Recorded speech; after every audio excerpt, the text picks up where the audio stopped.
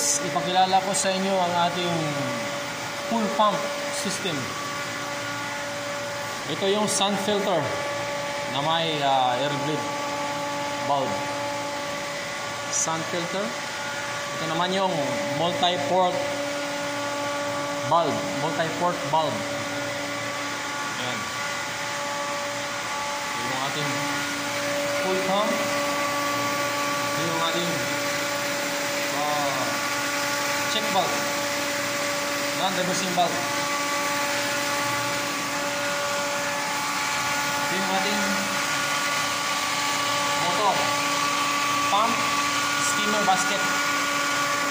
Yan, matrap ang mga dahon, mga dumi sa swimming pool sa taas. Ating cage bulb. Yan ang baseline pipe. Ito ang vacuum pipe. Magkaisa lang to. At ito yung TDS, Total Dissolved Solid Meter, pH and chlorine meter. TDS ba? Part ng TDS? Hindi ko alam.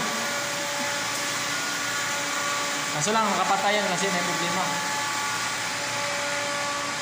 So ito yung control panel niya. Ayan ang control panel. Ito yung heater na sa labas. Heat cool pump. So ito yung isa lang ang pump ang nakaandar. Ito yung toroidal transformer para sa LED light. LED lighting ng swimming pool. Kailangan yan 12 volts kasi LED light. Baliktad. 12 volts. Ito yung balancing tank.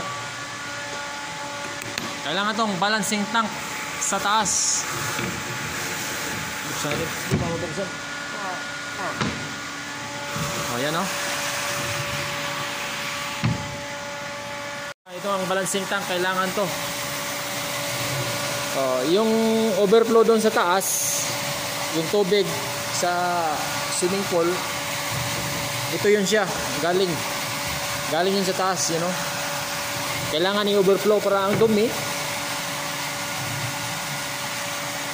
makasirculate ba ang tubig, kumbaga. Yan. Pag bumaba yan, or pag nag-drain or pag nag-backwash, automatic siyang magkarga. Yan o. Dalawa sila. Galing sa taas. Overflow yan ng swimming pool. Bagsak ito ang tubig sa balancing tank. Kailangan kung wala ang balancing tank, ang swimming pool madaling bumaba ang tubig doon. Kaya maintain siya ba? Nag-overflow. Ito yung heater ng swimming pool. Inipit na ang tubig pag sa taglamig. Ayan.